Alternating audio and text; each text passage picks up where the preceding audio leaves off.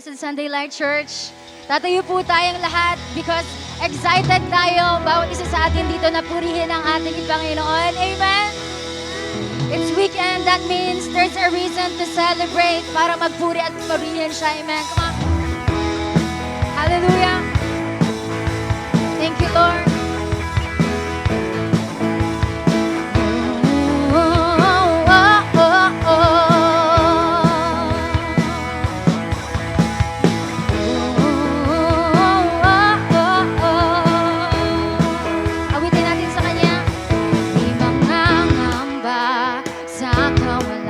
Pagpapala mo'y laging daan, di matatakot sa panganib. Pagka naririyan ka palagi, di matitinag sa pagsubok. Ang pagsama mo'y tiyak at lubos, di mapipigil sa pag-awit.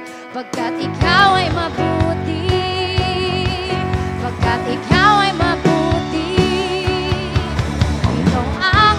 Pastor, hindi magkukulang, sapat na at higit pa. Bigaya mo'y sagana at umaapaw, sapat na at higit pa. Sapat na sa lahat kong pangangailangan, higit pa sa lahat kong inaasahan.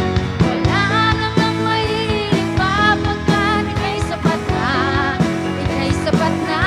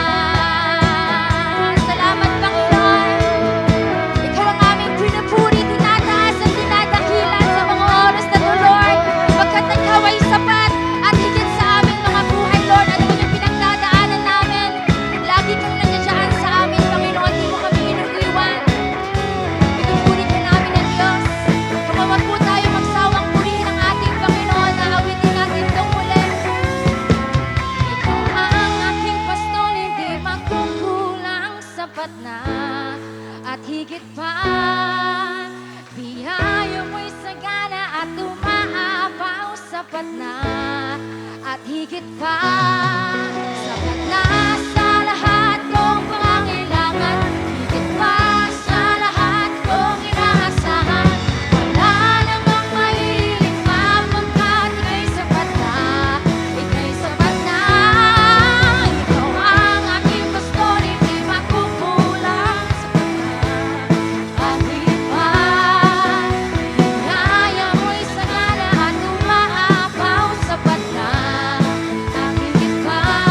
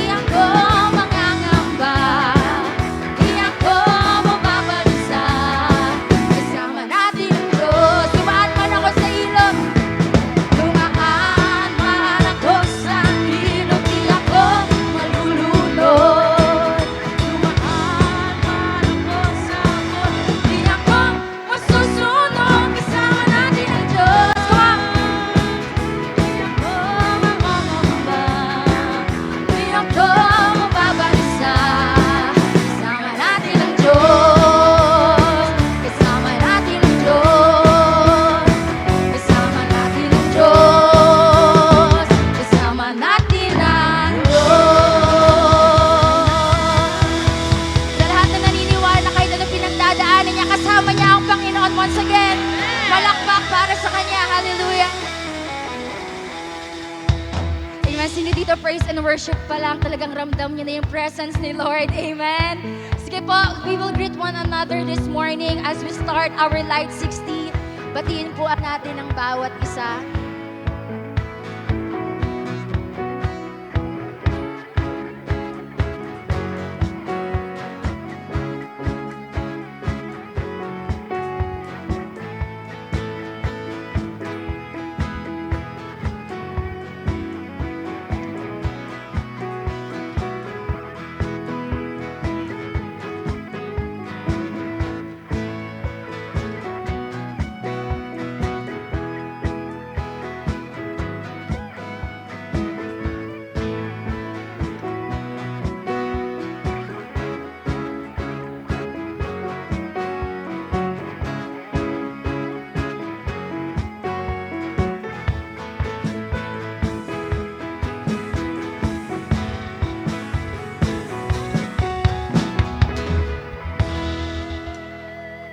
Amen. Ayan, praise God po. Palakpakan naman po natin ang Panginoon.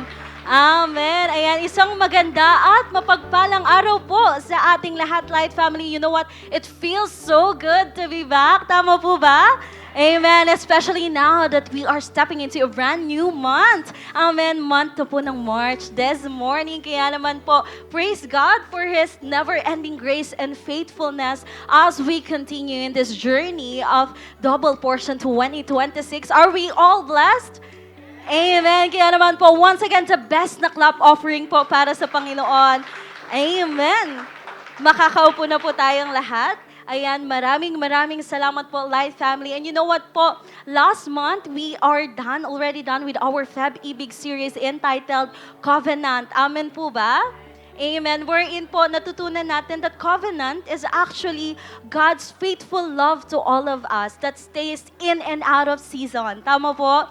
And this covenant actually teaches us to guard what matters most in our lives, and at the same time, it heals our hearts and purify our motives. Tama po ba? Amen. Kaya naman po, and because God never breaks His covenant with us, we could properly walk our lives that is fully surrendered and entrusted to Him. And also, we could love the same way that He do every single day. Aren't we blessed po?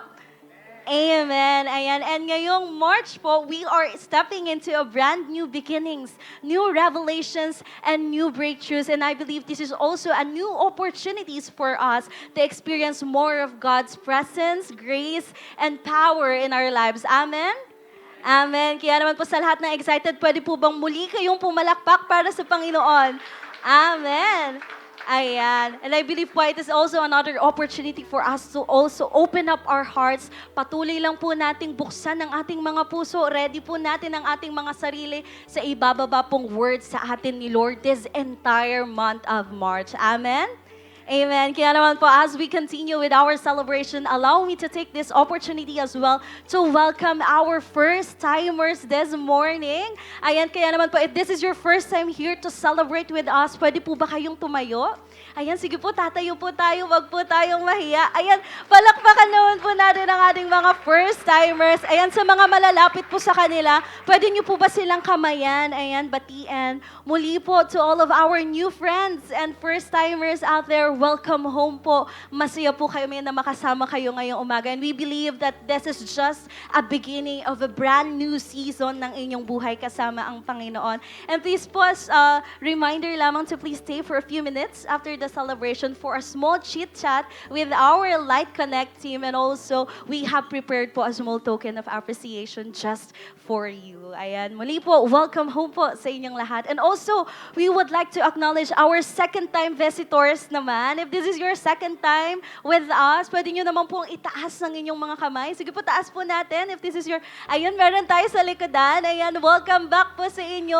Palakpakan naman po natin sila. Maraming salamat po. We believe that this is not an accident kung bakit muli po kayong dinala ng Panginoon dito. And also po, we have also prepared a token of appreciation just for you.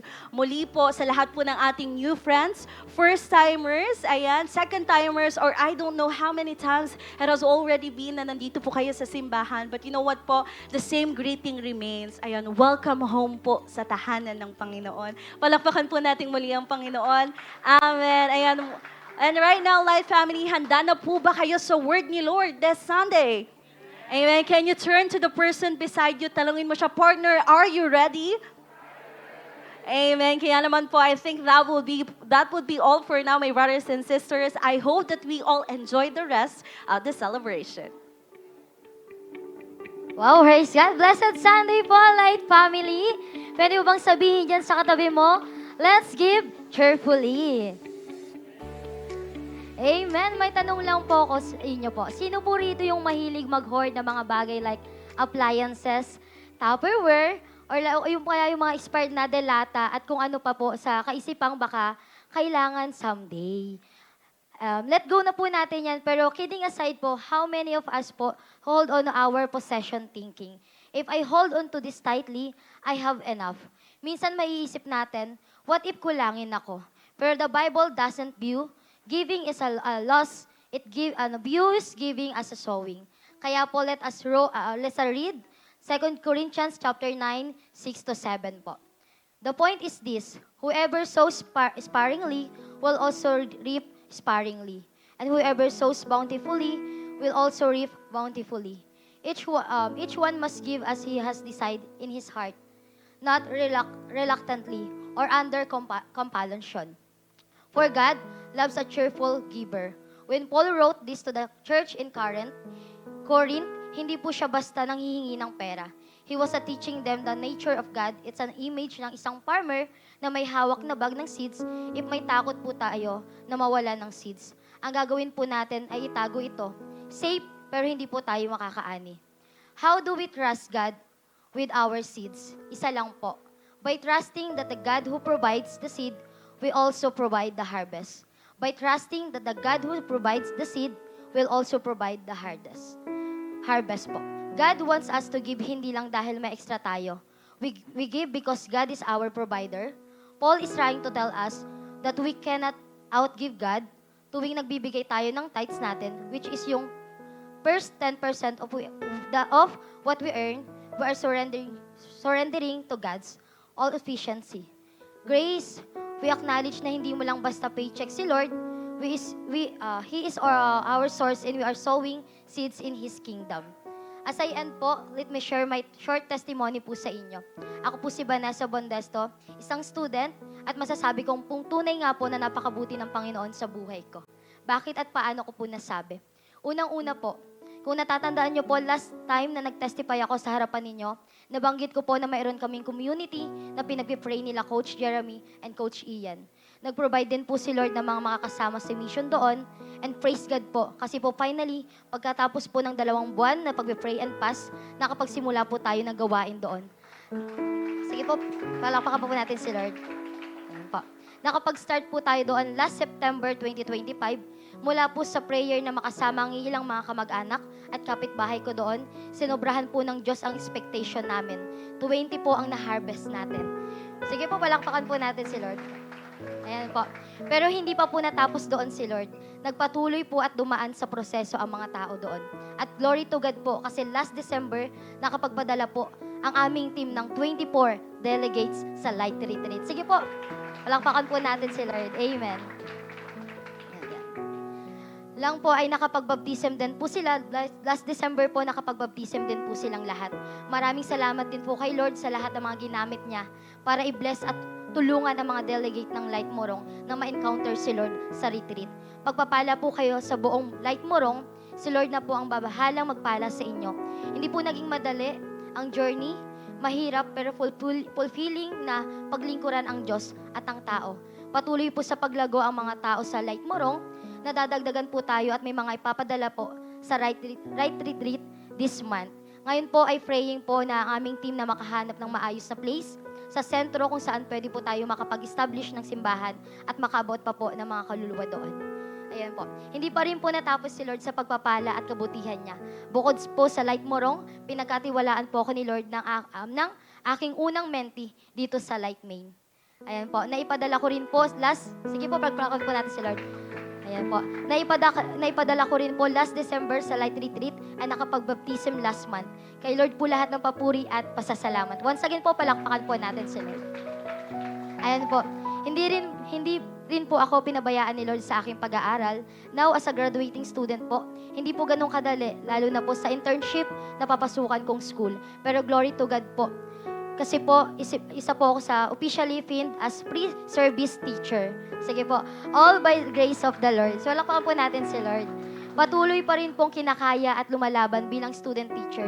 So kahit po sobrang busy po, patuloy pa rin po nagpapagamit kay Lord sa 10:30 a.m. ministry as a consolidator, MC ministry, campus team leader at nabigyan ng chance ng Lord na maka-attend sa Camp Apostelo po bilang isang leader. Lahat ng ito ay testament ng kabutihan at katapatan ng Panginoon sa buhay ko po. Tatapatan niya ng katapatan ang mga taong tapat din sa Kanya. Once again po, tatapatan niya ng katapatan ang mga taong tapat din sa Kanya. Amen po ba? Amen. Ayan po. Kaya po sa challenge po, kaya naman po, when giving, do it with a smile. Do it knowing na itinanim mo it out of your generosity. Is preaching the gospel, expanding God's kingdom, and changing lives. What a great harvest indeed. Kaya ito po ang declaration natin. I trust that the God who provides the seed will also provide the harvest. Again po, I trust that the God who provides the seed will also provide the harvest. As we pray our tithes and offerings po, let me pray for you po. Sige po, manalangin po tayo. Loko po natin ating mga ulo. Heavenly Father, thank you for all you have blessed with me at Lord God. As we give today, we be it from a joyful and grateful heart. Use this gift to bless others and bring glory to you, Lord God. Maraming salamat sa pagpapala mo, maraming sa kalakasan na binibigay mo po sa amin sa pang-araw-araw. Ito pong aming samot dalangin sa pangalan ni Jesus. Amen and amen. Let's give with a cheerful heart po. May mga usher po sa paligid kung saan pwede nating ibigay ang ating tithes and offerings. Sa mga gusto naman po magbigay online, naka-flash po sa screen ang ating GCash and BPI account. Be excited and expectant pa po sa gagawin ni Lord ngayong araw. God bless us all pa.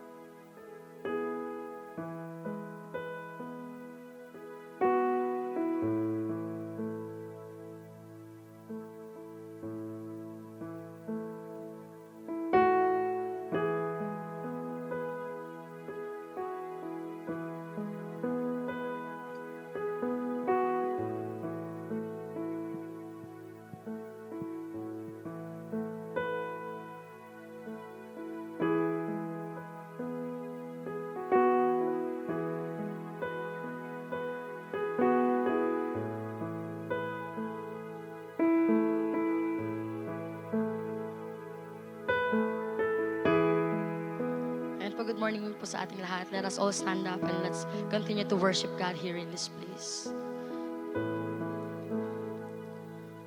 Sige po sa mga oras na to,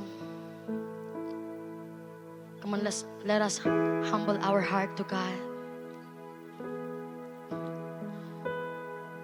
Come on, maybe some of us here, maraming pinagdadaanan, struggle sa buhay. But I want to share a verse in Psalm 27, Verse 1, it says here, the Lord is my light and my salvation. Whom shall I fear? The Lord is my strength of my life. Of whom shall I be afraid? Come on, it reminded us that do not be afraid or discouraged. For the Lord your God will be with you. Ano man circumstances ng buhay mo, ano man yung kinakatakot mo, maybe sakit yan or anything. But God is with us. He is with us in every season of our lives.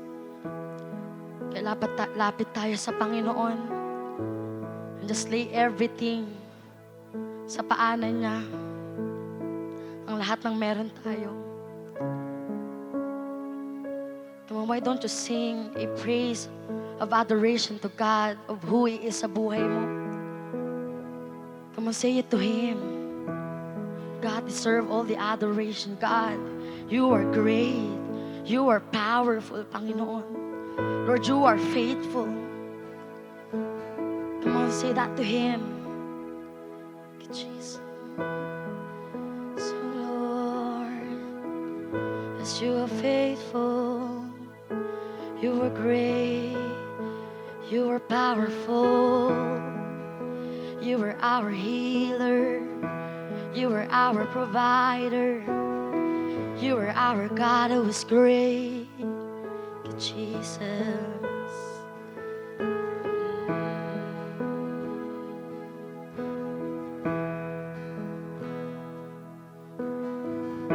You hear me when I call. You are my morning song. Though darkness fills the night, it cannot hide the light. Whom shall I fear? You crush the enemy underneath my feet. You are my sword and shield, though troubles linger still. Whom shall I fear? Whom shall I fear? I know who goes before me. I know who stands behind. The God of angel armies is always by my side. The one who reigns forever, He is a friend of mine. The God of angel armies is always by my side. So Lord, you are by my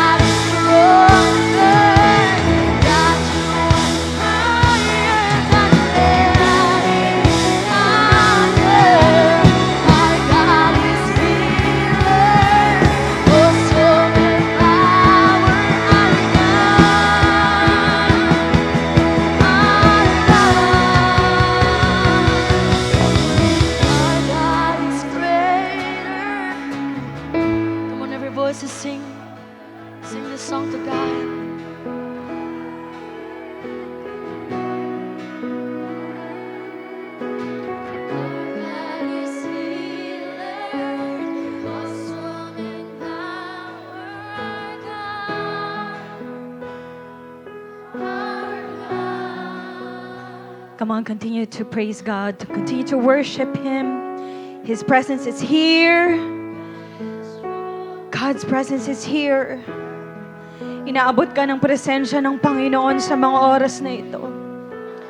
Come on, worship Him in spirit and in truth. Worship Him with all of your heart, with all of your might, with all of your strength. Come on, let's sing. Our God is greater. Come on, lift up your voice. He deserved it. He deserved to be worshipped. Our God is here.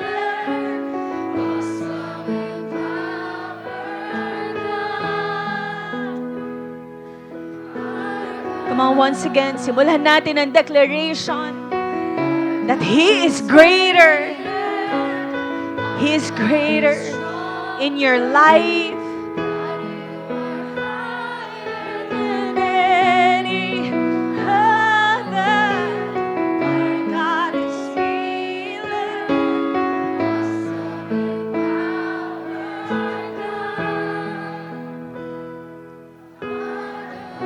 Yes, God, Lord, today we acknowledge your presence, oh God.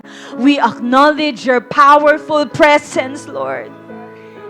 At sa presensya mo, Panginoon, kami nagpapakumbaba.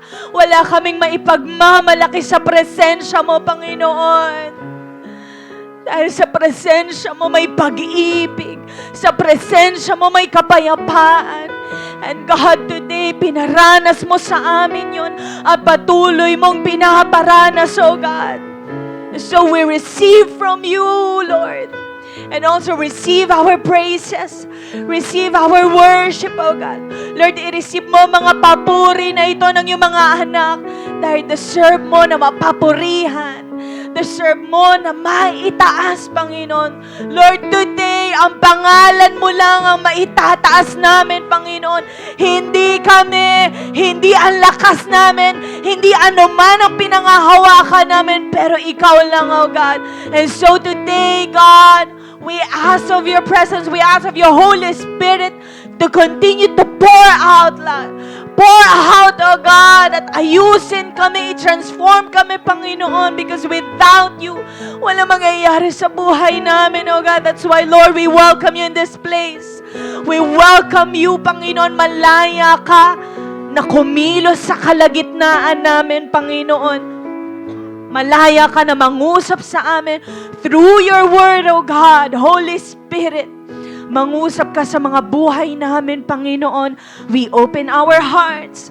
Lord, we open our ears, our mind, oh God. Lord, sayong-sayong attention namin, Panginoon, sa susunod na mga oras, Panginoon, inaalay namin sa iyo, oh God. Lord, continue to sustain us with your word. Patuloy mo kaming ayusin at i-transform, oh God. And God, continue to give us hope. Lord, today as we study your word, maraming salamat, Panginoon. We give you all the glory, the highest praise, the adoration, oh God. We thank you, Jesus. We thank you, Father. We thank you, Holy Spirit. In Jesus' name, come on, malakas na palakpak para sa Panginoon. Hallelujah. Hallelujah. We will continue in reading our text for today. Let's open our Bible to the book of Ezekiel, chapter 2, verses 6 to 8. And you can read it with me. Let's begin with verse 6. It says here, "And you, son of man, do not be afraid of them and their words. Do not be afraid, though briars and thorns are all around you, and you live among scorpions. Do not be afraid of what they say or be terrified by them. Though they are a rebellious people, you must speak my words to them, whether they listen or fail to listen, for they are rebellious." Last verse. "Son of man, listen to what I say to you. Do not rebel like that rebellious people. Open your mouth and eat what I gave you." Lord, salamat po sa salita mo. Ngayon pa lang, Panginoon, tinatanggap na namin ang kabusugan mula sa spiritual na aming pangangatawan through your word, O God. We thank you, God, in Jesus' name. Amen. Tayo po ay makakaupo. Sabihin mo sa katabi mo, pinagpala ng Diyos ang araw mo. Amen. You know, it's good to declare. Tama ba? No? Because words are powerful. No, kaya maganda po na nagde-declare tayo, no, na magagandang bagay mula sa Panginoon, unang-una sa buhay natin, sa mga kapamilya natin at sa katabi natin. Amen. Amen. You know, last week po, tinapos natin ang ating series na Covenant. Sino po dito, nakumpleto niya yung series natin or nandito siya last week? Taas po ang kamay. Amen, amen. At dahil po ngayon ay March 1, ibig sabihin nito ay meron po tayong panibagong series. Sino po dito ang excited? Amen. No, kaya sabi mo sa katabi mo, huwag kang nga absent ha. I-check ko attendance mo sa buong March. Now today po, let me introduce to you dahil nga po panibagong series tayo. So introduce ko po, ang series po natin ngayong March is entitled Dauntless. Ayan. Sabi mo sa katabi mo, dauntless. Ano ba ang dauntless? Ang sabi po dyan, sa meaning niya, dauntless means brave and fearless, showing fearlessness and determination. So ang dauntless daw po ay pagpapakita ng katapatan kahit nandiyan ang danger, kahit may pressure, or kahit may opposition. So ito daw po yung hindi ka natitinag, hindi ka umaatras, hindi ka nai-intimidate, at buong tapang kang humaharap sa mga pagsubok o sa mga challenges. And I believe, no, ito po ang calling ng Panginoon sa ating mga believers na humaharap sa mga iba't ibang klaseng challenges sa buhay to be dauntless. Kaya sabi mo ulit, dauntless. Alam niyo po ba na isa sa mga drive kung bakit po tayo mga Pilipino ay nakalaya mula sa kamay ng mga banyaga na umalipin po sa atin, ang drive po ay ang katapangan. Sabi mo nga ulit, katapangan. So katapangan po ito, ito po ay katapangan ng mga tinuring nating mga bayani. Okay? At isa nga po sa bayani natin ay ang ating national hero. Sino pong national hero natin? Anong Magellan? Magellan ako narinig dyan. Ayan, si Jose Rizal. And we all know the history. Si Jose Rizal po, hindi siya sundalo. Okay? In fact, siya po ay doktor. Hindi siya leader ng isang hukbo.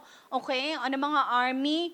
Ang meron lang po siya ay ang kanyang brilliant mind. So parang may pagka-Linda Walker itong si Jose Rizal. No? Tinataasan niya mga grades. Okay? So may pagka-brilliant po ang ating national hero. No, meron lang din siyang mga nobela na naisulat at meron din siyang paninindigan. At dahil po sa kanya mga nobela na, ano po yung mga nobela niya? Ano pa? Ayan. No, dahil po sa kanya mga nobela, nabuksan ang mga mata ng mga Pilipino that we are a wounded nation na inabuso ng mga corrupt leaders at ng mga praile. No? Ang mga nobela po ni Rizal ay naging inspirasyon ng katipunan para magsimula ng revolusyon o ng himagsikan. Familiar pa po ba kayo sa history natin? O baka history na ng mga Koreano ang alam natin. No?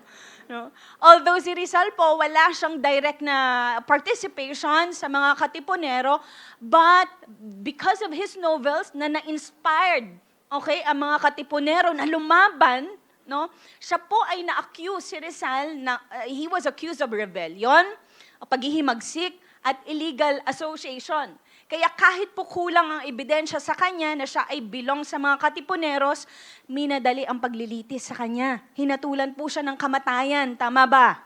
Sa pamamagitan ng firing squad, no? Alam niyo po, pinatay ang ating national hero not because of his success nung pinublish niya ang mga novels niya na ito.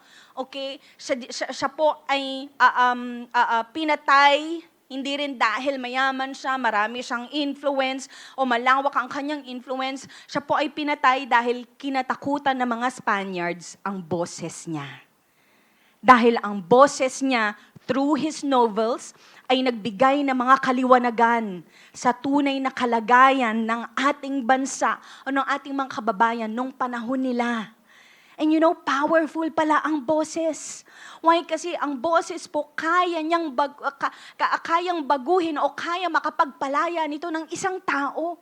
At hindi lang isang taong ang kayang, baguhin ang boses. Kahit isang bayan, kaya niyang mabago. Amen. And this leads us sa pag-uusapan po natin at sa first installment, okay, ng ating series na Dauntless. Ang title po natin ngayon is Dauntless, We Are Called to Speak. Amen. No, we are called to speak. Sabi mo sa katabi mo, we are called to speak. Ang binasa po natin kanina na scripture ay galing po sa aklat ng Ezekiel at kumuha lang po tayo ng parte but we will just talk about the whole chapter 2 and dadaanan po natin ang context niya sa chapter 1. Okay, ang book po ng Ezekiel ay pinangalan sa kung sinong author nito, yun nga po ay si Ezekiel. Okay, ang name po ni Ezekiel in Hebrew is Yehezkel. Okay? Yezkel. Okay. No, so yung S po dyan at yung kal pinagsama. Na kapag translate po siya, in English, ang ibig sabihin niya ay God will strengthen. God will strengthen. So maganda pong ipangalan ito sa mga sa mga magkakaanak po na lalaki dyan, no? Yan po ang meaning ng kanyang pangalan. At si Ezekiel po sa edad na 25, siya po ay dineport sa Babylon. No? Ito po yung during ng second captivity around 597 BC. Ang first captivity po, ang first deportation po ay nauna sila Daniel. I believe it's nauna sila Daniel and then sumunod si Ezekiel. Okay? At habang actually may third wave ng deportation no. At si Ezekiel ay nasa pangalawa siya, belong siya sa pangalawang deportation, okay? So habang binabasa po natin yung Ezekiel, hindi po siya masyadong iba sa book ng Jeremiah. Ang difference po, si Jeremiah ay prophet ng Lord sa Judah, sa mga Hudyo na nasa homeland nila.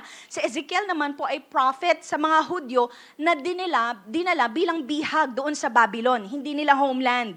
But they are both contemporaries. Si Jeremiah nasa Jerusalem, si Ezekiel naman ay nasa Babylon. So ibig sabihin, nagkaabutan po sila ng timeline. Okay? So I think nasa 100 miles, more than 100 miles ang pagitan po ng kanilang lugar. So tulad po ni Jeremiah, okay, si Ezekiel po ay galing sa priestly family. So isa po siyang Levite. Pero tulad po din ni Jeremiah, hindi siya nakapag-serve bilang isang priest sa Jerusalem. Instead, siya po ay tinawag ng Diyos na maging prophet sa mga Hudyo, sa mga exiles doon sa Babylon. So, when we look at the life of Ezekiel, hindi lang po natin nakikitang isang propeta sa history.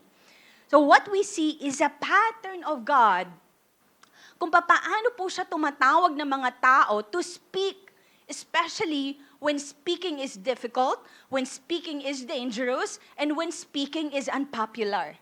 So si Ezekiel po ay hindi tinawag sa panahon na kung saan nagtatagumpay ang mga Israelites. Siya po ay tinawag sa panahon na sila ay talo. Tinawag siya sa panahon ng pagkatalo. Hindi siya tinawag sa kanyang homeland doon sa Jerusalem. Tinawag siya sa mga exile.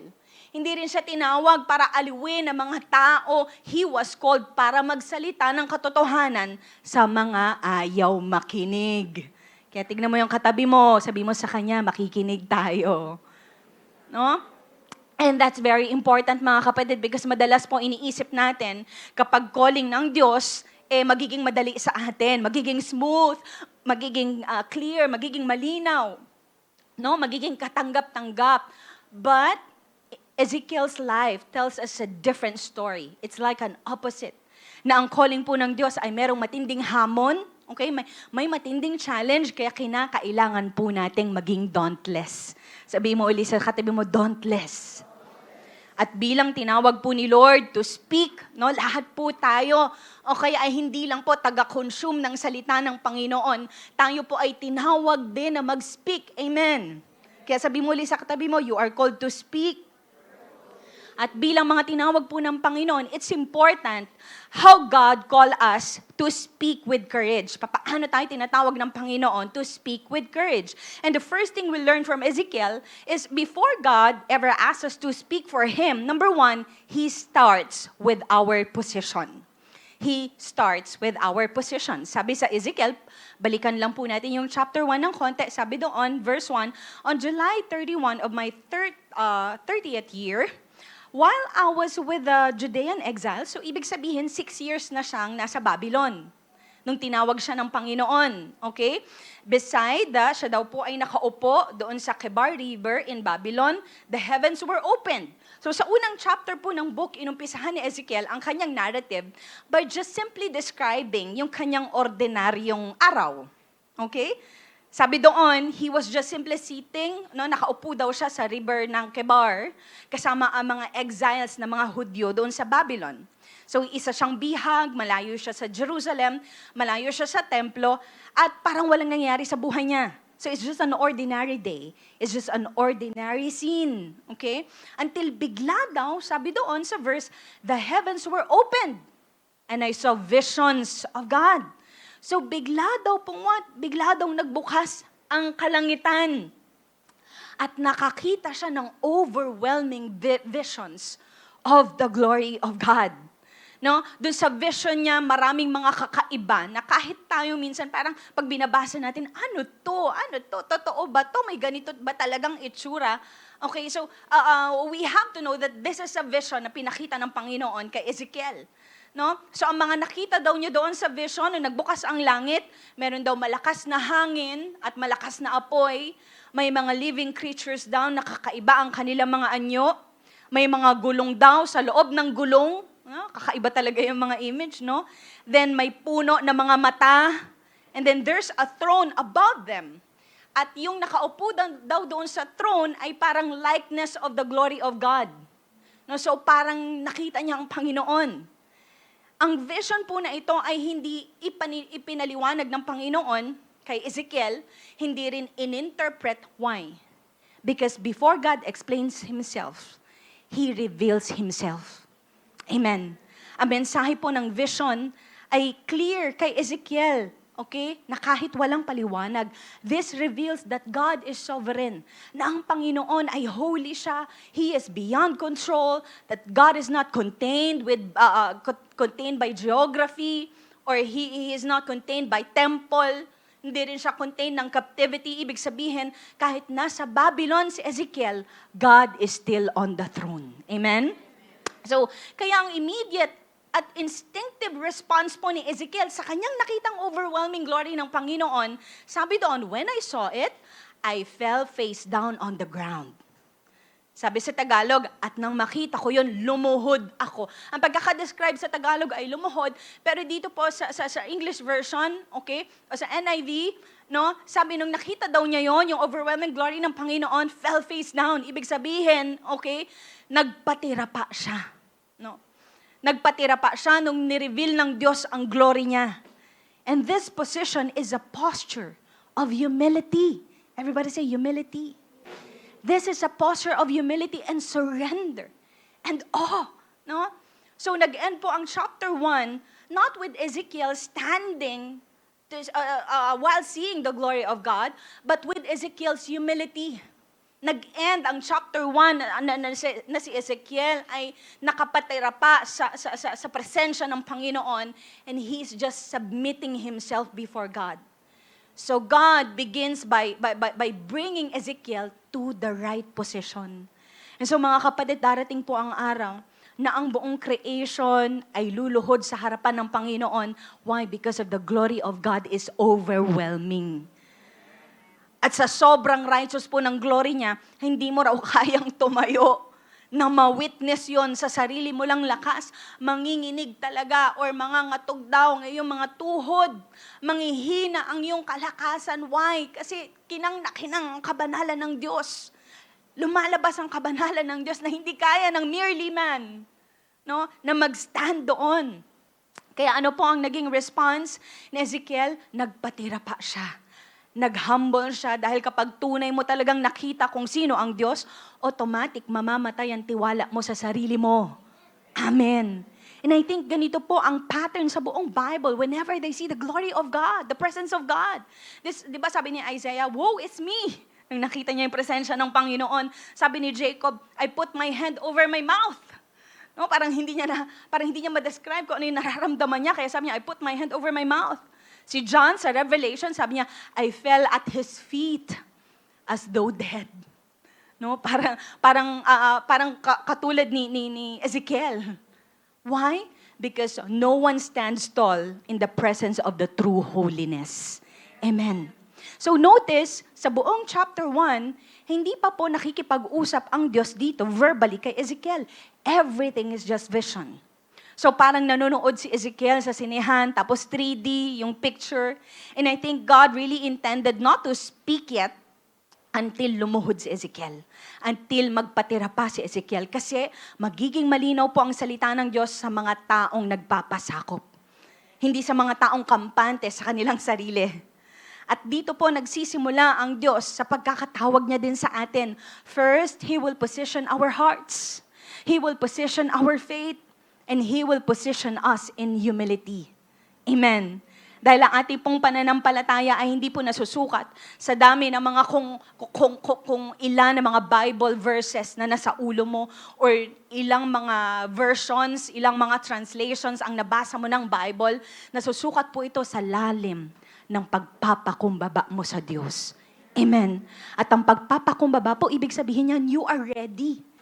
It means readiness, pagiging handa, na kapag nagsasubmit ka sa Diyos, sinasabi mo, Lord, wala akong pwedeng maipagmalaki. Wala akong mapapatunayan sa iyo. Punuin mo lang ako. Amen. At doon po nagsasalita ang Diyos. Before God ever calls us to speak with courage, He first positioned us in humility. Why? Because only a humbled heart can carry a powerful message. Amen. Now, matapos po ayusin ng Diyos ang puso ni Ezekiel, matapos siyang ilagay sa tamang posisyon ng pagpapakumbaba, no, hindi po naging madali ang calling niya. Hindi naging smooth ang journey niya. In fact, the moment na tumayo po si Ezekiel from the ground, okay, literally, doon rin sinabi ng Diyos ang totoo tungkol sa kanyang assignment. That God does not call him with promises of what applause. Hindi siya tinawag with the promise of acceptance. Hindi rin siya tinawag with the promise of comfort.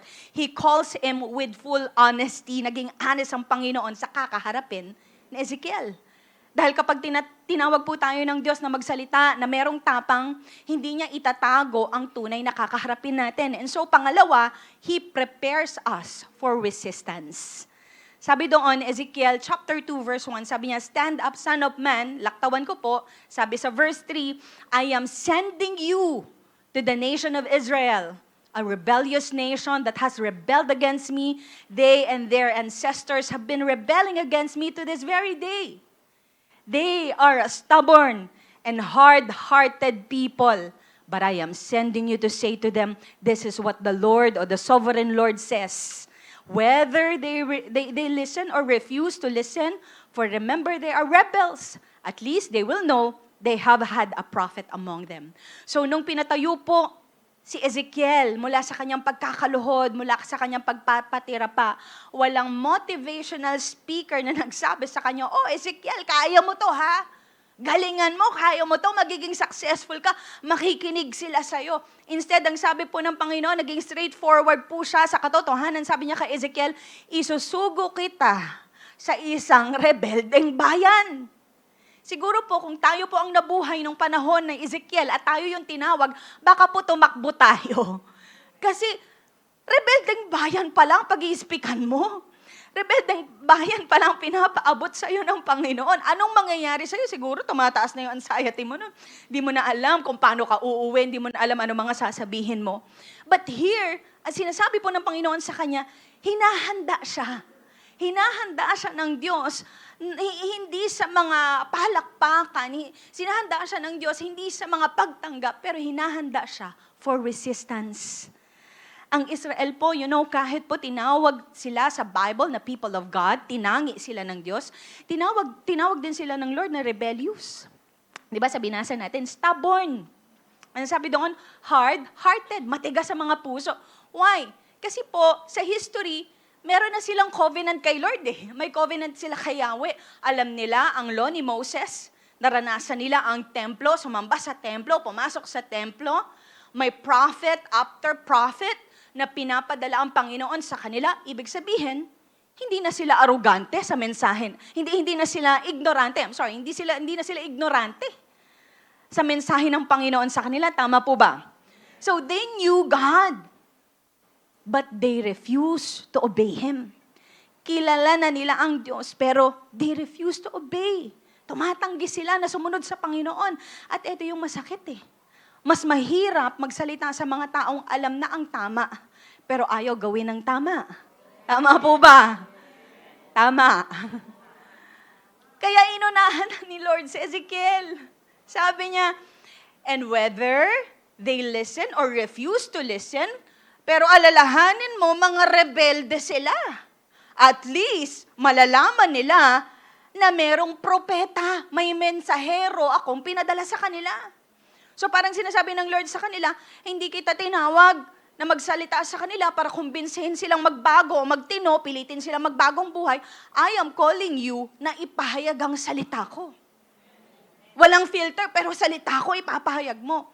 So before pa magsimula ang actual ministry ni Ezekiel, alam ni Lord, hineds upan na siya na masasaktan siya, maaari, mare-reject siya, at makakaramdam siya maaari ng takot.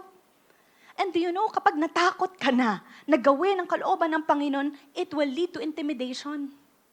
Pag natakot ka na to speak up, no, na magsalita, mai-intimidate ka na. Susunod na dyan yung intimidation. And so I believe God prepares His messenger, hindi lang spiritually. God prepares His messenger emotionally and mentally. Pinaprepare ni God dito mentally si Ezekiel. Ito yung kakaharapin mo. Kaya sinabi ng Lord sa kanya, to, bago siya humarap sa mga tao. Why? Kasi binibigyan po siya ng Lord ng expectation, ng intimidation na pwede niyang kaharapin. And how many of you here believe na kapag nagsimula ka ng ma-intimidate sa calling mo, dun mo na maka-question kung tinawag ka ba talaga ng Lord? Dun mo na maka-question kung, Lord, dito ba talaga ang journey ko? Lord, tama ba tong tinatahak ko na to? Until manahimik ka na at di ka na magsalita. Kaya anong sabi ni Lord kay Ezekiel? Sabi niya, sa Tagalog sabi niya, huwag kang matakot sa kanila o sa mga sinasabi nila. Huwag kang matakot kahit parang napapaligiran ka na ng tinig at dawag.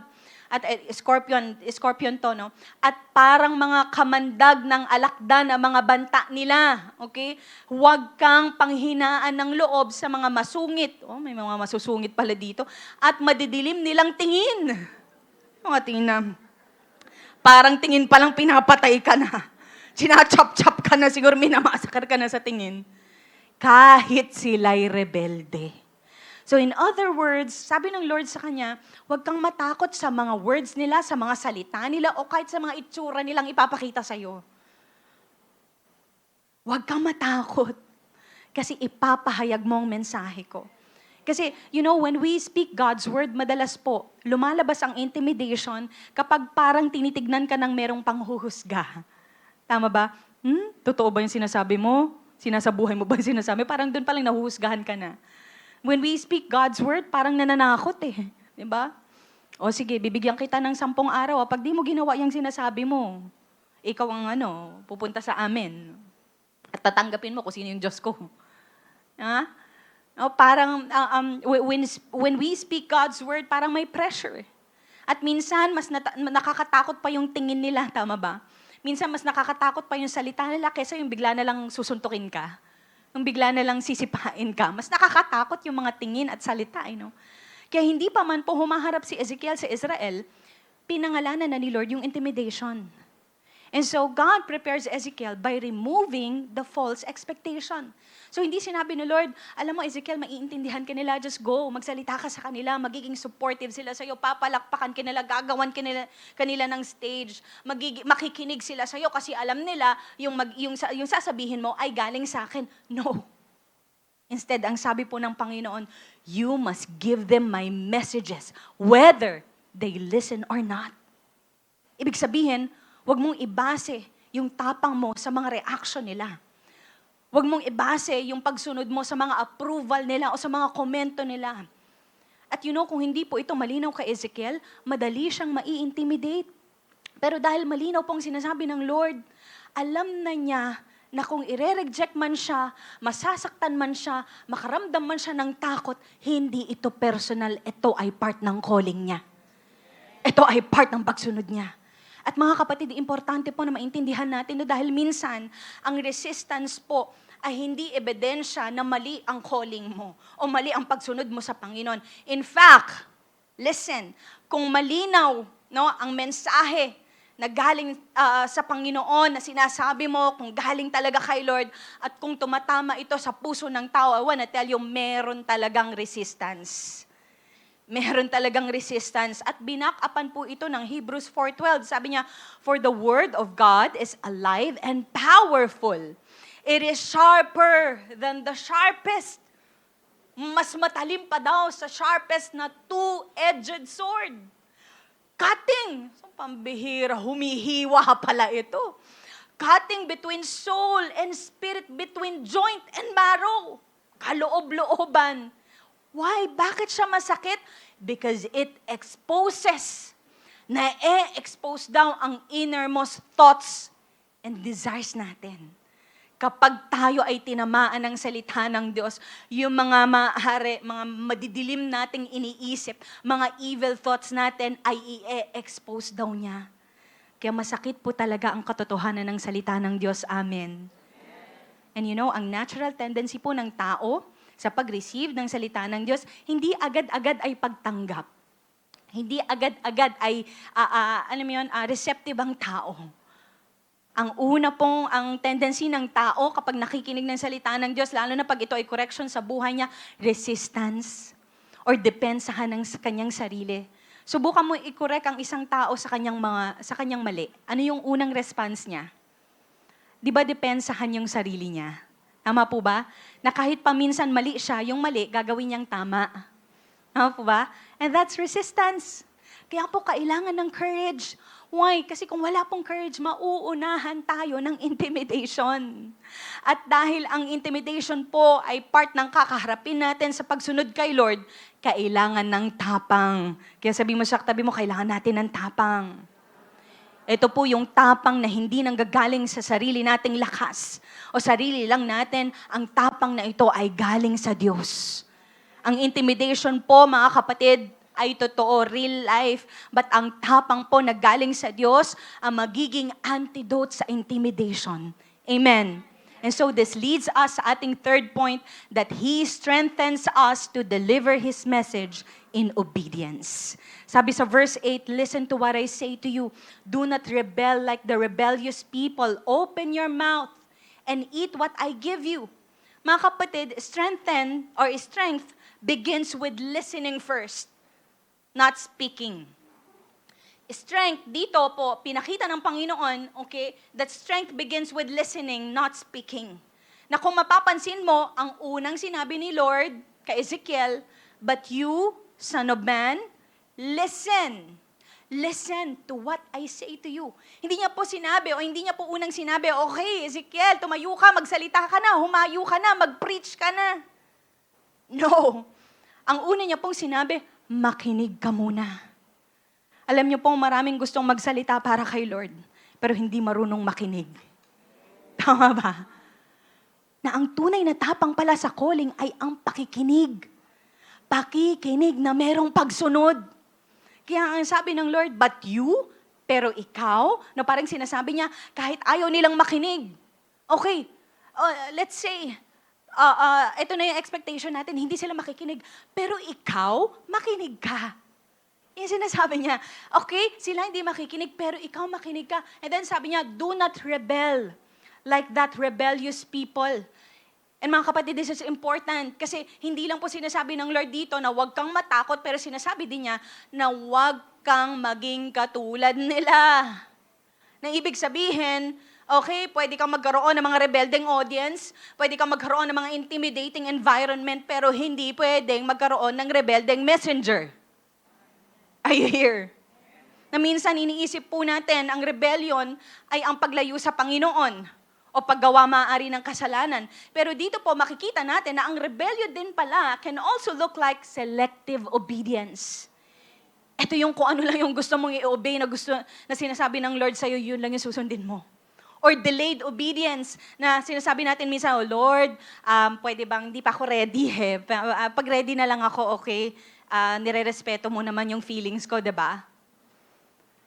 Rebellion can also look like partial obedience. "Lord, ito muna yung kaya ko kasi ito medyo mabigat to, di ko to kaya eh." Kaya alam mo, bago palakasin ni Lord si Ezekiel, sa kanyang panlabas na assignment, sa kanyang gagawin, inayos muna ng Lord ang obedience niya sa kaloob-looban niya. The obedience inside. And I believe, alam po ng Lord na obedient itong si Ezekiel, kaya sabi niya, open your mouth. Sabi dun sa sumunod na verse. Open your mouth o buksan mo ang iyong bibig. Why? Because God never asked us to manufacture the message, His message. Why? Because He will provide it. Siya ang mag-provide, no? Siya ang magbibigay ng mensahe. So hindi sinabi ng Lord na, okay Ezekiel, tinatawag kita. Humanap ka ng sasabihin mo, okay, gumawa ka ng mensahe mo, mag-structure ka ng sermon mo, i-outline mo yung preaching mo, ayusin mo yung pagde-deliver mo. No, ang sabi niya, buksan mo ang bibig mo. Why? Kasi ang responsibility po ni Ezekiel ay hindi ang kanyang creativity, ang kanyang diskarte, paano ba niya i-deliver ang message, ang kanyang pagiging eloquent o pagiging articulate niya, ang responsibility niya po ay makinig at mag-obey sa instruction ni Lord sa kanya. Sabi mo sa katabi mo, makinig. Sa kabila, sabi mo, mag-obey. Kaya ang sabi ng Lord sa kanya, buksan mo lang at ako ang maglalagay. Ito pa ang sabi ni Lord kay Ezekiel, eat what I give you. Eat what I give you. Hindi po ito literal, ha? Baka iniisip niya na dyan, sisig, kaldereta, okay, nagugutom na kayo dahil tanghali na, no? Narinig nyo lang yung eat. Sabi niya, eat what I give you. This is not a literal food. Ito po ay malalim na spiritual imagery. Nang ibig sabihin, hindi mo lang papakinggan ng mga salita, hindi mo lang ito iintindihin, wag mo lang din tong agrihan ng mga salita, ipasok mo sa buhay mo. I-absorb mo ang mga salita ko. I-assimilate mo, sabi niya. Makinig po mabuti, ang tapang po sa pagsasalita ay nagmumula lang sa katotohanan una nang humubog sa buhay mo. Ibig sabihin ng salita ng Diyos ay hindi lang pang message na sasabihin natin. Ito ay unang babago sa'yo. Kaya ka tinatawag at tatawagin ng Panginoon kasi why? Una mong naranasan siya. Una mong naranasan ang salita niya.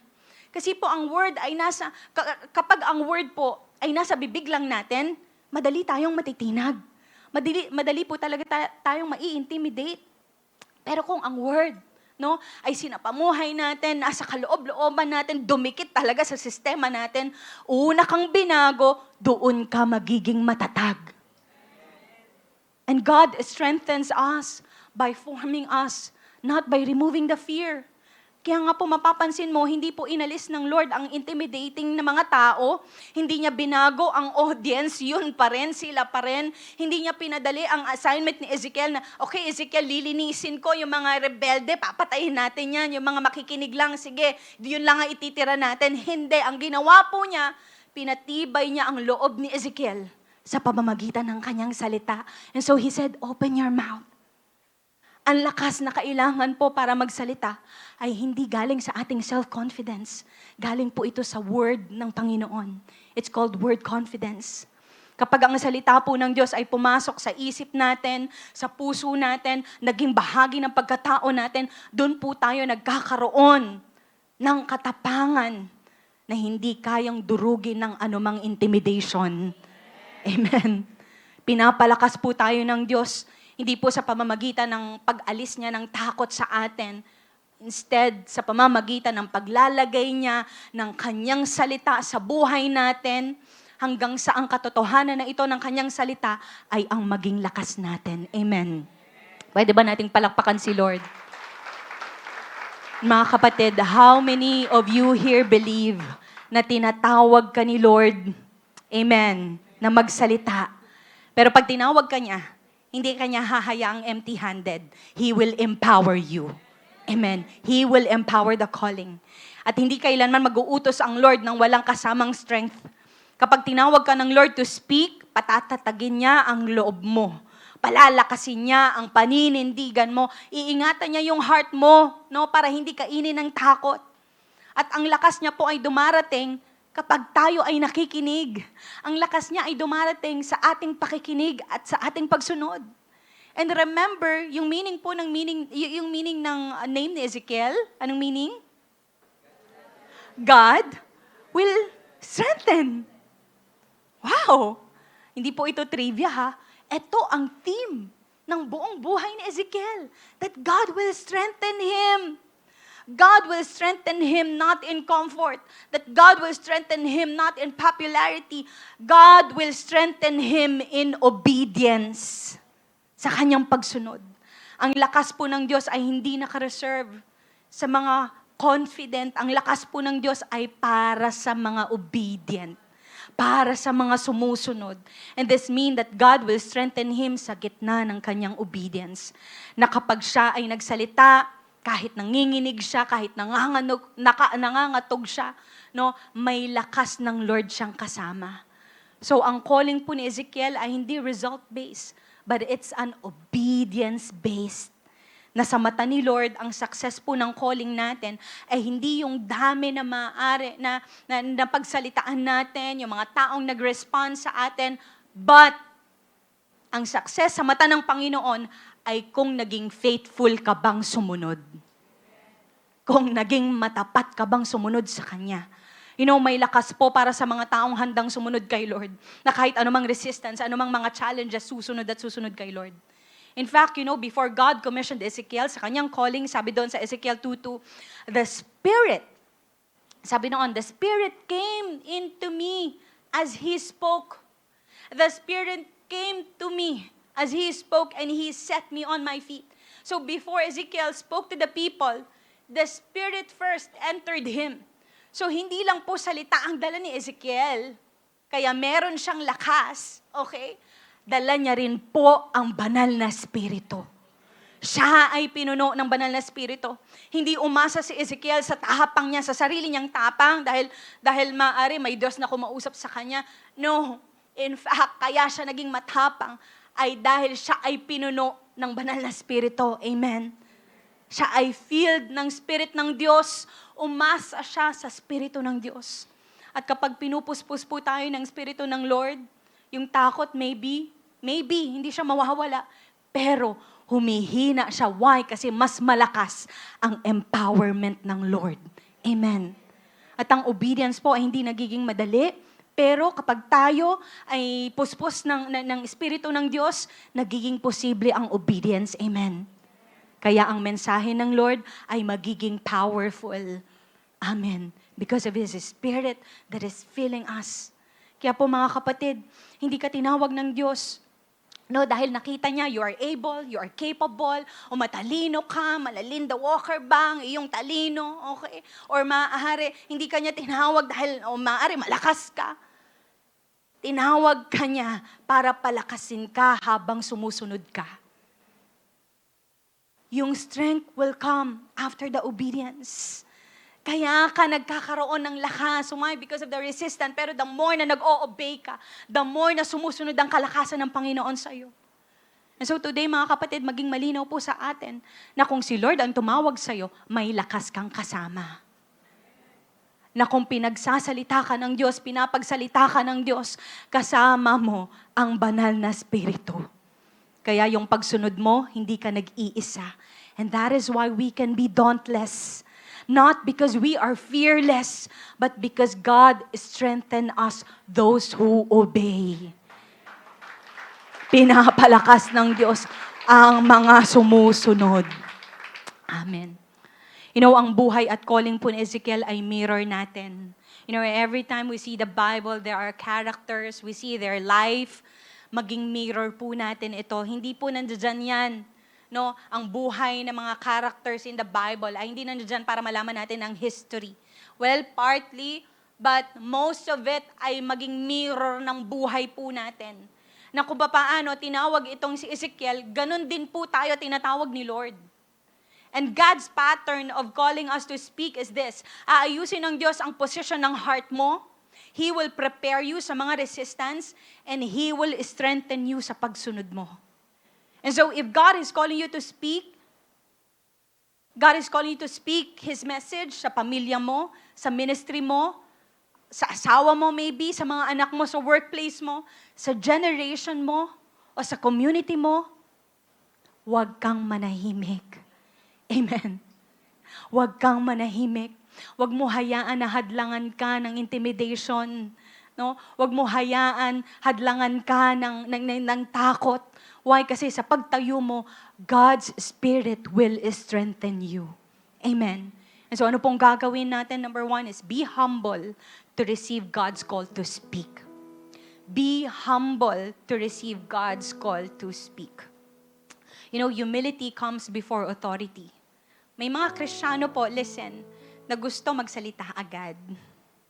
Minsan kapag nakarinig tayo ng, pag may naririnig tayo, lalo na parang tamang-tama, alam mo yun, tamang-tama tayo minsan.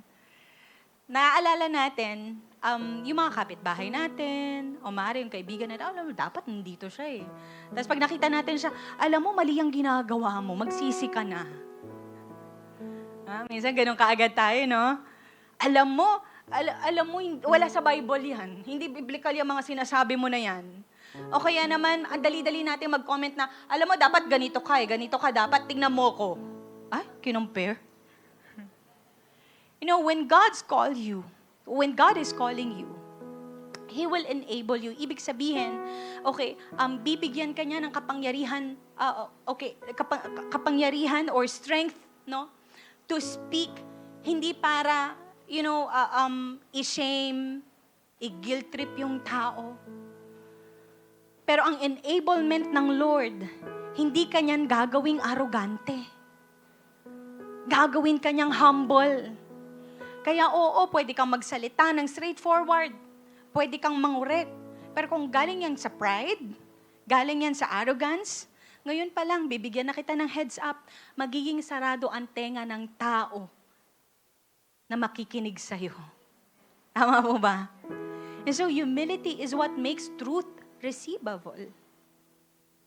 So may problema sa pamilya, may conflict sa simbahan o sa light group, may kaibigan ka na maaari naliligaw, minsan ang instinct po natin magsalita agad sa kanila, mag-comment agad sa kanila, o mag-react ka agad sa kanila.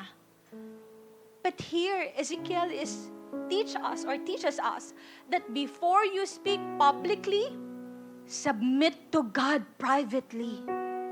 Humility. Na kung hindi ka pa umiiyak sa presensya ng Diyos, baka hindi ka pa handang magsalita sa harap ng tao. And God only entrusts His voice to people who know how to bow before Him. Pinagkakatiwala ng Panginoon ang kanyang salita sa mga tao na alam at marunong magpakumbaba sa Kanya. Amen. Pangalawa, be fearless. Be fearless amid resistance as you speak. Be fearless amid resistance as you speak. So hindi na pala dapat tayo magulat kung ang pagsunod natin sa calling ng Diyos sa atin merong kasamang resistance. So ibig sabihin, marami tayong makakaharap na challenges na maaari pwede natin ika-intimidate. Like, di ba nung sumunod tayo kay Lord, tapos nagtitestify tayo sa pamilya natin, o kaibigan natin, katropa natin, makaka-encounter tayo ng mga salita na, huy, ang OA mo naman, may pa-kingdom of God ka na ngayon. Makakarinig tayo ng mga salita, dati no, di ka ganyan, iba-iba yung mga sinasabi mo eh. Puro kalokohan nga yung mga sinasabi mo eh. Makakarinig tayo ng mga salita, masyado ka ng religious dyan, makamamaya lumampas ka na sa langit ha. Alam mo, kahit mga simpleng salita lang po yung mga yun, that's resistance. That's resistance. Na sa totoo lang, hindi, naayos nga yung buhay mo eh. Na sa totoo lang, hindi ka naman naging masama eh. Naging obedient ka lang. Kaya naayos yung buhay mo. You know, minsan ang resistance po ay hindi dahil mali yung sinasabi mo. O hindi dahil may parang questionable yung sinasabi mo. Kung ito ay galing sa Diyos, kung ito ay message ng Panginoon. Minsan, kaya po may resistance, kasi yung sinasabi mo na salita ng Diyos ay sumasalamin sa kanilang konsensya. Am I right or am I right? Ha? Kasi parang nakikita, parang nakukonsensya sila. Pero dahil nga may resistance, hindi agad-agad yan ina-accept. Dedepensahan mo na yung sarili. May mga pagkakataon po na alam mong kailangan mong magsalita, pero dahil may experience ka na alam mo yung sasabihin nila, pinipili mo na lang manahimik. Alam mo, maaari i-criticize ka nila, no? Maaari nananahimik ka na lang dahil ayaw mo na ma-misunderstood. Tapos kapag umuwi ka, tatanungin mo si Lord, Lord, dapat ba nagsalita ako? Sabi ng Lord, ay naku anak, kanina ko pa sinasabi. Ezekiel reminds us na hindi ka responsible sa reaction nila. Hindi ka responsible sa mga comments nila. Hindi ka responsible sa kung ano yung mga sasabihin din nila in response. Responsible ka sa obedience mo. Whether ang sasabihin mo ay may katotohanan sa kanila or whether masakit ito sa kanila, ang responsibility natin ay mag-obey. Fearless is not shouting. Fearless is not, parang pagiging straightforward. No. Fearless is not backing down when God says you speak. Sinasabi ng Lord, you speak. Nakikita mo na ganito ang pinagdadaanan ng pamilya mo. You speak over their life. Nakikita mo na ganito ang ginagawa ng mga kaklase mo, ng mga kaibigan mo. You speak God's love to them. Amen. Ganito na nakikita mo sa community mo. You speak. Ganito na nakikita mo sa mga kasamahan mo, puro corruption, puro mga inggitan, puro mga awayan, pamilya. God is calling you to speak. Na minsan hindi na natin ipapag-pray na, Lord, kailangan ba? Anak, matagal ko nang sinasabi sa'yo yan. 1-year-old ka pa lang. Isa papag-pray pa natin, Lord, magfa-fasting muna ako Anak, pag ma-fasting ka pa, may sagot na. God is calling you to speak. Amen. Pangatlo, deliver God's message faithfully. Ito po yung gagawin natin. Deliver God's message faithfully. So, hindi po tayo tinawag, listen, makinig po mabuti, tingin po dito. Hindi tayo tinawag para mag-ayos ng buhay ng tao. Hindi po tayo tinawag para mag-ayos ng buhay ng mga maaari. Nakikita mo na mali ang ginagawa nila o kaya naman parang may kasalanan silang ginagawa. We are not called para ayusin mismo sila. Kasi marami pong Kristiyano nagsishare ng kanilang faith para ayusin yung tao na yon. Pero you know what, hindi po kailanman sinabihan ni Ezekiel ang Israelites nung tinawag siya ng Panginoon na ayusin niyo yung buhay niyo. Pinapasabi ng Lord, ayusin niyo yung buhay niyo. No, sinabihan siya na ihayag ang mensahe ng Diyos. Ang salita po ng Diyos, mga kapatid, listen, hindi tayo ang nagbabago sa tao. Ang salita ng Diyos ang nagbabago sa tao. Kaya kaya mong sumunod, hindi ka ambassador ng sarili mo. Kasi hindi po, alam mo tawag kay Ezekiel, son of man. Ibig sabihin, you are merely a man. Pagiging tao. Kaya nga nung nakita niya ang glory ng Diyos, nagpatira pa siya kasi hindi niya kayang tapatan ng kapangyarihan ng Panginoon. Kaya tawag sa kanya, son of man. Are you here? So, ibig sabihin, pag tayo po ay sinasabihan ng Panginoon na ihayag ang kanyang mensahe, hindi natin pinapahayag ang mensahe natin. Kaya tayo may tapang dahil mensahe ng divine na Diyos. Mensahe ng salita ng Diyos na una pa lang nag-create ng creation, lumikha ng mga nakikita natin ngayon na puno, ibon, karagatan. Even tayo, yun ang salita na dala-dala natin. Ang salita po ng Diyos ang nagbabago sa tao. Ang trabaho lang natin ay sumunod. May mga pagkakataon na alam mong mali ang ginagawa ng isang tao pero sasabihin natin, okay lang yan, naiintindahan ka naman ni Lord eh. Okay lang yan ha. Saka na lang siguro. Remember, yes, merciful po si Lord, pero remember, holy din siya.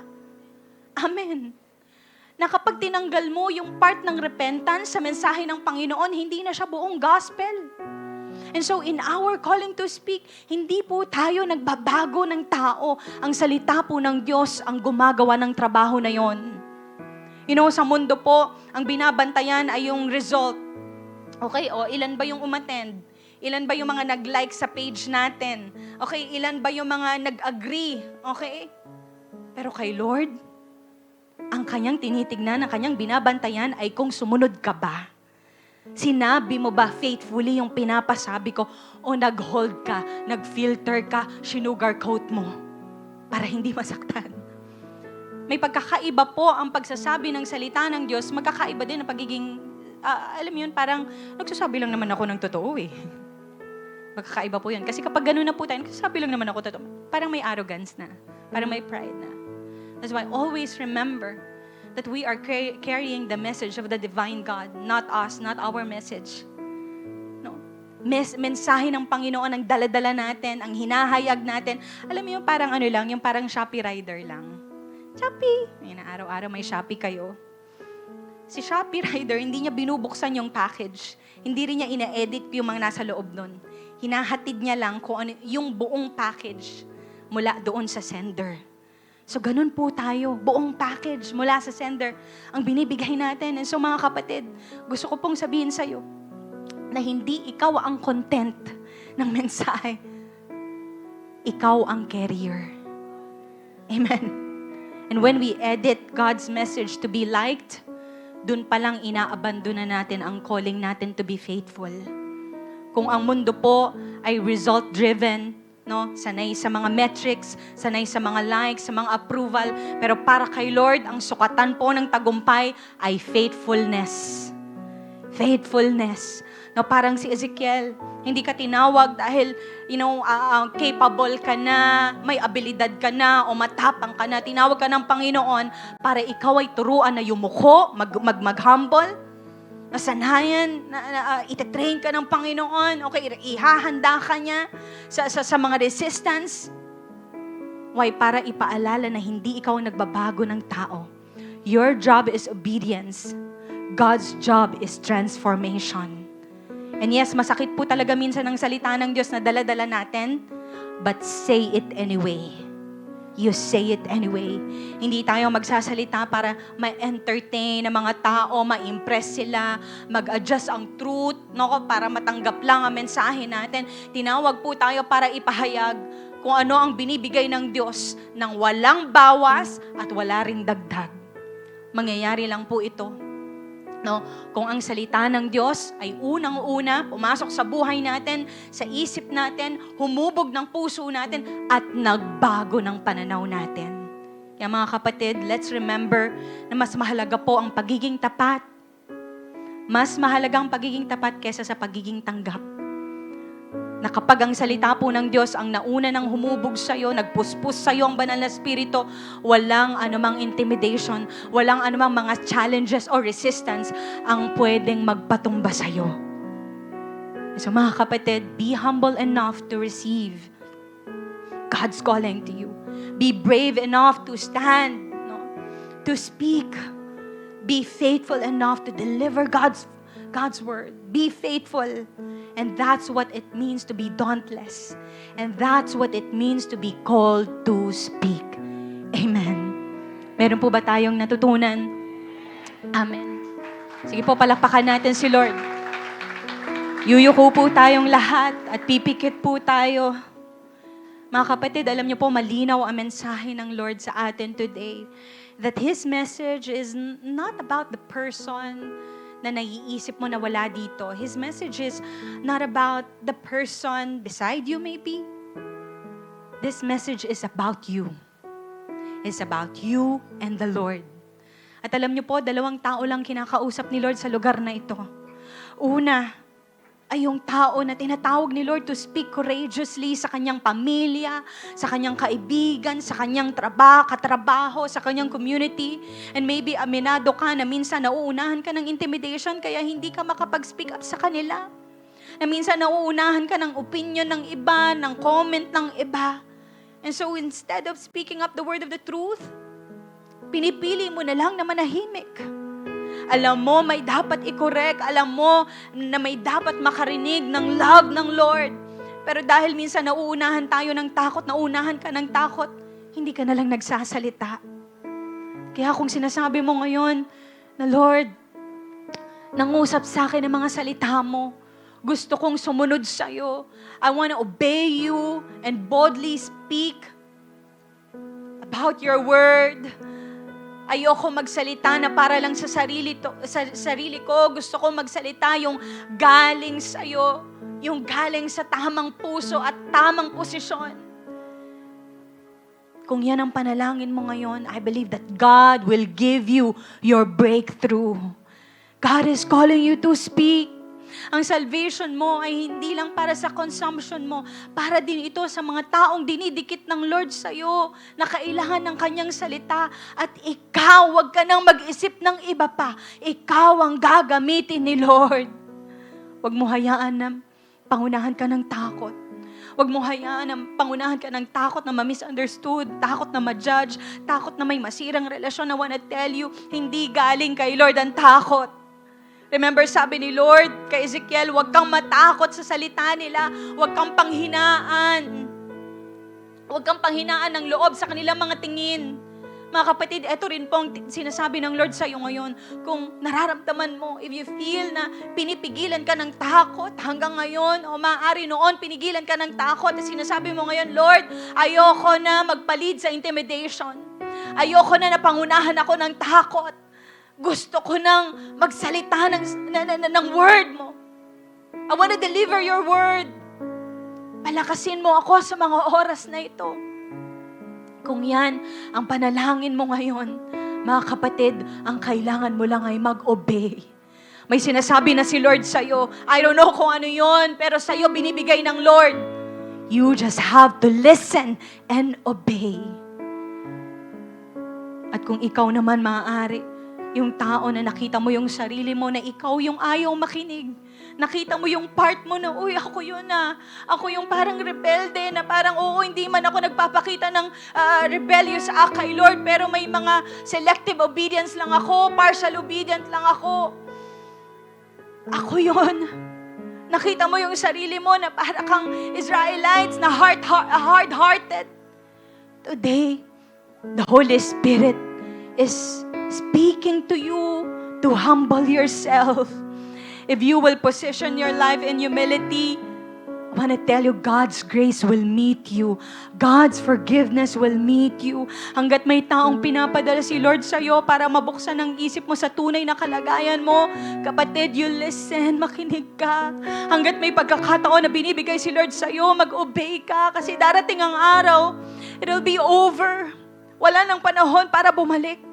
Kaya kung hinihimo ka ng salitahan ng Diyos today at na-realize mo na Lord, kailangan kita, kailangan ko ang lakas mo at susunod ako, ano man ang sabihin mo, because ikaw ang lakas ko. Ikaw ang magpapalakas sa akin at ikaw ang tapang ko. Kung yan ang panalangin mo ngayon, maaari ba? Can you stand from your feet right now? Can you raise up your hands as you surrender your life kay Lord? Maaari, oo, nakatayo tayo ngayon, pero hayaan mo na sa mga oras na to, mag-humble ang puso mo. Magpakumbaba ang puso mo. Because God's glory is here. God's presence is here. Handa siyang i-transform ang buhay mo. Handa kang punuin ng banal na spirito. At bago niya gawin yun, you have to humble yourself and ask for forgiveness. Maybe nakita mo yung mga lapses mo kay Lord, nakita mo yung mga maling perception mo sa pagsunod sa Panginoon, naunahan ka ng takot, na-intimidate ka, kaya iniwan mo na lang ang calling mo. But right now, God is reminding you that He is calling you to speak. And for you to receive that, you humble yourself before God. Kagaya ng ginawa ni Ezekiel na siya ay nagpakumbaba, nagpatira pa. Ngayon ang puso mo ay iposisyon mo sa pagpapakumbaba sa harap ng Panginoon. And God sees you. Nakikita ka ng Panginoon.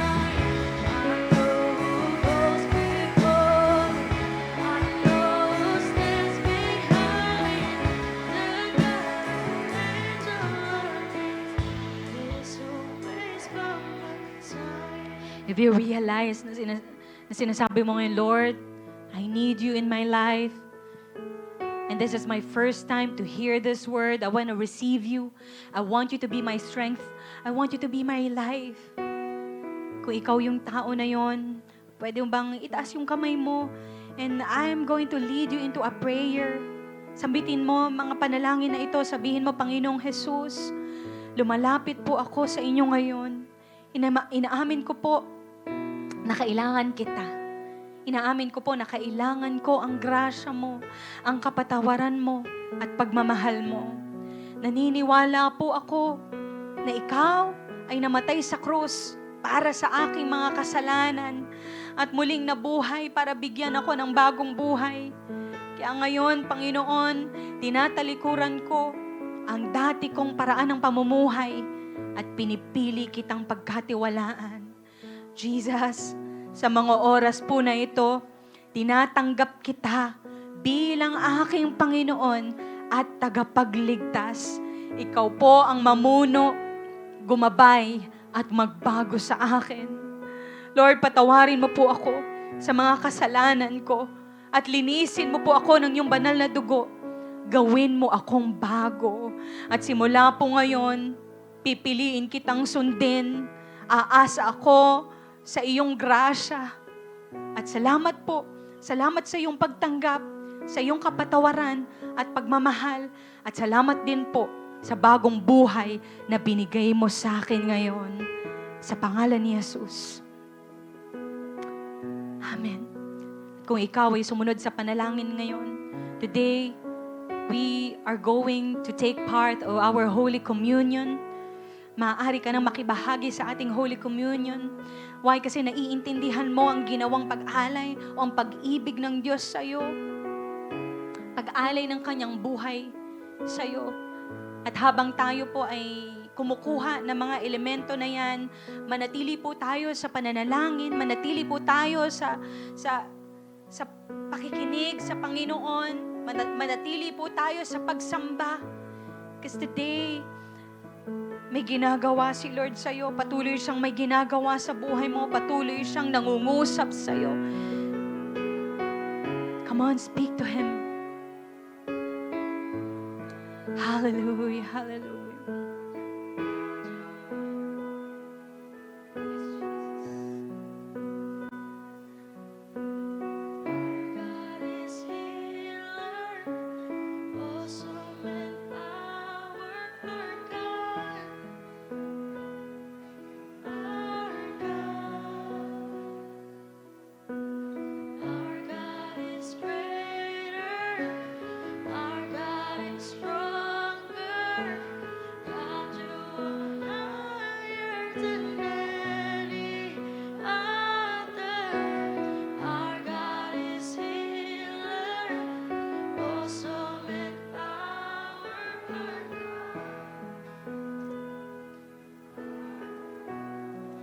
Mga kapatid, habang hawak po natin ang tinapay at ang saro na ito, nawa, paalalahanan tayo ng banal na Espiritu sa ginawa ni Jesus sa buhay natin.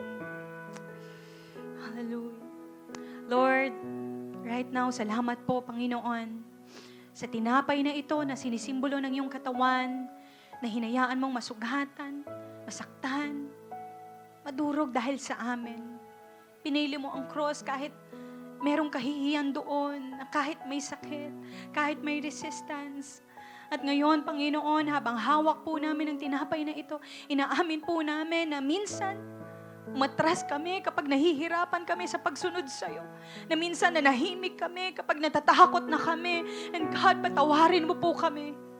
Forgive us, Lord. And so today, as we remember your body na binigay mo para kami ay magkaroon ng bagong buhay at pag-asa, God, we also receive your forgiveness. We also receive, Panginoon, ang kalakasan na nagmumula sa iyo, Panginoon. Thank you, Jesus. Let us eat the bread together.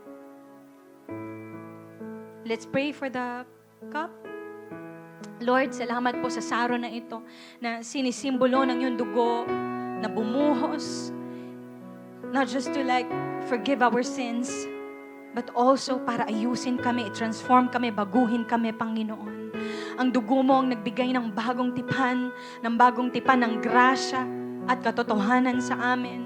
Na habang hawak po namin ang saro na ito bilang pag-alala na tinawag mo kami, not just to save us, pero tinawag mo kami para sumunod sa iyo ng buong puso namin.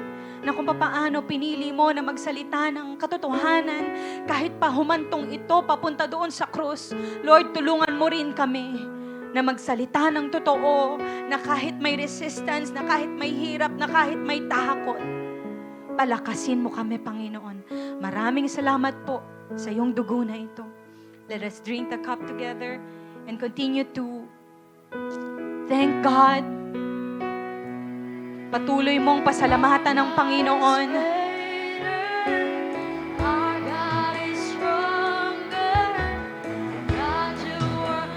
Come on, worship Him. Declare that He is greater in your life. Na siya ang lakas mo. Na siya ang source ng strength mo. Na kaya ka magiging matapang. Not because you have a strength, you have the confidence, but because your confidence is in God. Ang banal na Espiritu, ang Panginoon, ang confidence mo, ang lakas mo. That's why you are fearless. You are dauntless. Siya ang dala mo. Ang mensahe niya ang dala mo. You are the ambassador of the divine God. Come on, once again, our God is greater. He is stronger. God, you are higher than any other. Our God is healer. Oh, so power, our God. Come on, once again with declaration, our God is greater. Our God is greater. Our God is stronger. Yes, God. You are higher than our fears. You are higher than any intimidation.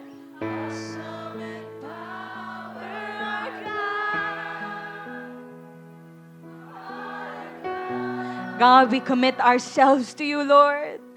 Kinukomit namin ang buhay namin sa iyo, God. Hindi namin masasabi na hindi na kami matatakot, but God, we will commit na kahit may takot, na kahit may challenges, na kahit may hirap, susunod kami sa iyo.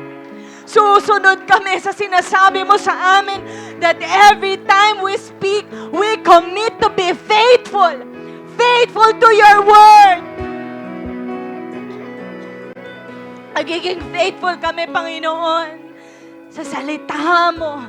And today, God, kami ay lalakad ng may kapakumbabaan, oh God. And we will stand with courage, with fearlessness, and we will speak in obedience, oh God. Hindi namin dala ang sarili naming mensahe. Kami ay tagapagdala lamang ng iyong mensahe. Hindi kami ang magbabago ng tao, pero ang salita mo, ikaw, ang banal na Espiritu, ang magbabago sa kanila. And so God, you send us and strengthen us, oh God. And so we choose to be dauntless. We choose to obey you. Kasi meron kaming kasama. Ikaw yon. Kasama ka namin. Kasama namin ang banal na Espiritu na nagpapalakas sa amin. We thank you, Lord. Salamat sa ginawa mo sa amin ngayong araw na ito, God. We give you the glory and highest praise in Jesus' name. Hallelujah. Come on, sa lahat ng mga dauntless, come on, let's a reason to celebrate. Palakpakin natin ang ating Panginoon. And sa mga nahuli ng kanilang tithes and offering, yung basket na nilipos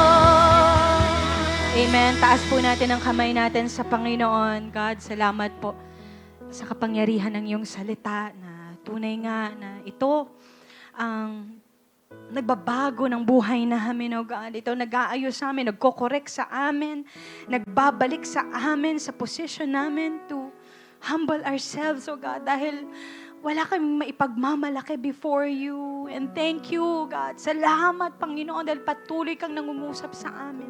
Salamat, Panginoon, for speaking, oh God, sa amin, oh God. And Lord, today, we choose na maging courageous. We choose na maging matapang, Panginoon. Hindi dahil meron kaming self-confidence, but God, we choose na maging courageous dahil kasama ka namin, oh God. Lord, tulungan mo kami that as we speak your word sa maaari, sa pamilya namin, sa mga tao na maaari, pinapadala mo sa buhay namin na kailangan ng salita mo, kailangan ng pagmamahal mo. God, tulungan mo kami, palakasin mo kami, Panginoon. And God, ano man ang mga resistance na kaharapin namin, patuloy kaming mag-o-obey sa iyo, God. Because our responsibility is not the outcome, not the result, maaari. Kung tatanggap pa sila o hindi, kung tatanggapin ba nila ang mensahe mo o hindi. But our responsibility is to just obey, oh God. Mag-obey lang kami sa iyo, Panginoon. At hayaan mo na ang puso na ito patuloy lang na magpakumbaba sa iyo, God. We thank you, Lord. Maraming salamat po sa pagpapalakas mo sa amin sa iyong mga salita. Pagpalain mo po ang bawat isa na naririto. Pagpalain mo po ang mga kamay namin na anuman ang mga hawakan nito, Panginoon, ay makaranas ng pagpapala, makaranas ng salvation mo, oh God. Pagpalain mo din ang aming mga paa na kung saan man mapunta ito, God. Makaranas din ng kapayapaan mo ang lugar na yon. Makaranas ng salvation mo ang lugar na yon. Lord, you send us. Gamitin mo kami bilang iyong mga mensahero, Panginoon, na hindi kami matitinag sa anumang mga resistant.